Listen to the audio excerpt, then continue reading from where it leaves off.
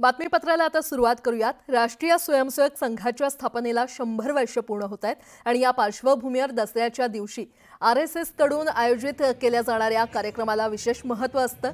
दसऱ्याच्या दिवशी संघाकडून शस्त्रपूजन केलं जातं आणि त्यानंतर सरसंघचालक मोहन भागवत हे संबोधन करतात।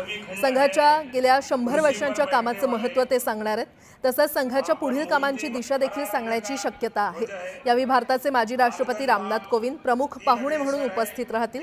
तसंच मुख्यमंत्री देवेंद्र फडणवीस, मंत्री नितीन गडकरींची देखील या कार्यक्रमाला उपस्थिती असेल। यंदाच्या विजयादशमीपासून ते 2026च्या विजयादशमीपर्यंत राष्ट्रीय स्वयंसेवक संघ शताब्दी वर्ष साजरं करणार आहे आणि या सर्व पार्श्वभूमीवर सरसंघचालक मोहन भागवत आजच्या दसरा मेळाव्यामध्ये काय मार्गदर्शन करणार आणि संघ स्वयंसेवकांना कोणता संदेश देणार याकडे आता सगळ्यांचं लक्ष लागलंय।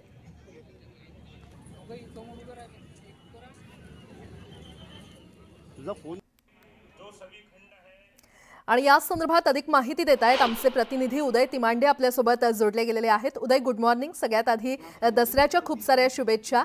आज संघाच्या स्थापनेला 100 वर्ष पूर्ण होत आहेत आणि दसऱ्याच्या दिवशी आजचा हा विशेष कार्यक्रम, काय अपडेट?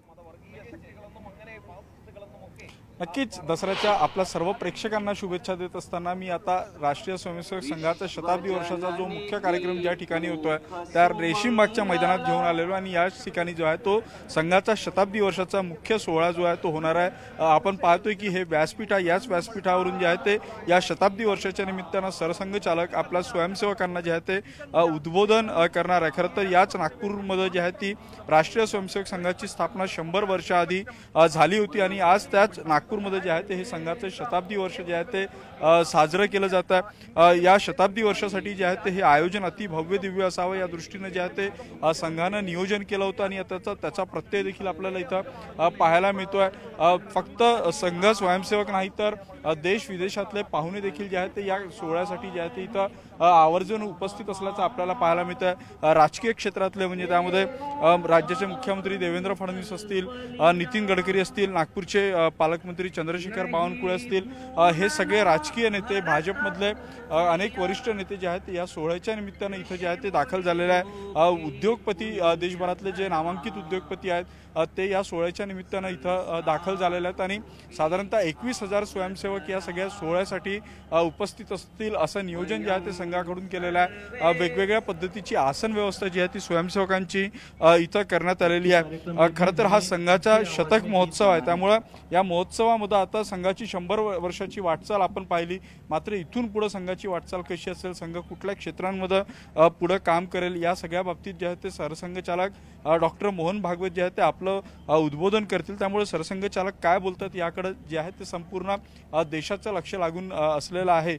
या वर्षीच्या कार्यक्रमाचे प्रमुख पाहुणे म्हणून माजी राष्ट्रपती रामनाथ कोविंद जे आहेत ते उपस्थित असणार आहेत। थोड्याच वेळामध्ये जे आहे ते या प्रमुख कार्यक्रमाला सुरुवात होईल। सुरुवातीला सरसंघचालक आणि माजी राष्ट्रपती यांच्या हस्ते जे आहे ते शस्त्रपूजन होईल आणि त्यानंतर संघाच्या काही प्रात्यक्षिक जे आहे ते इथं सादर केले जाईल आणि त्या प्रात्यक्षिकानंतर एकल गीत, सांघिक गीत आणि त्यानंतर माजी राष्ट्रपती रामनाथ कोविंद यांचं उद्बोधन आणि त्यानंतर साधारणतः 9 वाजताच्या दरम्यान जे आहे ते सरसंघचालकांचं उद्बोधन जे आहे ते होणार आहे। आज आपण पाहतोय की संघ विचारांची सरकार जी आहे ती केंद्रामध्ये आहे। भाजप संघ परिवाराचा एक घटक म्हणून पाहिला जातो, त्यामुळे आता या सगळ्या पार्श्वभूमीवर सरसंघचालक काय मार्गदर्शन करतात, संघाची पुढली वाटचाल कशी असेल, कुठल्या दिशेने संघ इथून पुढे मार्गक्रमण करेल, या सगळ्या बाबतीतली उत्सुकता जी आहे ती आता शिगेला गेलेली आणि थोड्याच वेळात जे आहे ते या मुख्य सोहळ्याला सुरुवात होईल आणि सरसंघचालक जे आहेत ते आपलं उद्बोधन जे आहे ते स्वयंसेवकांना करतील। बरं उदय, वेळोवेळी तुमच्याकडून अपडेट घेत राहू। तुर्तास धन्यवाद या संपूर्ण माहितीसाठी।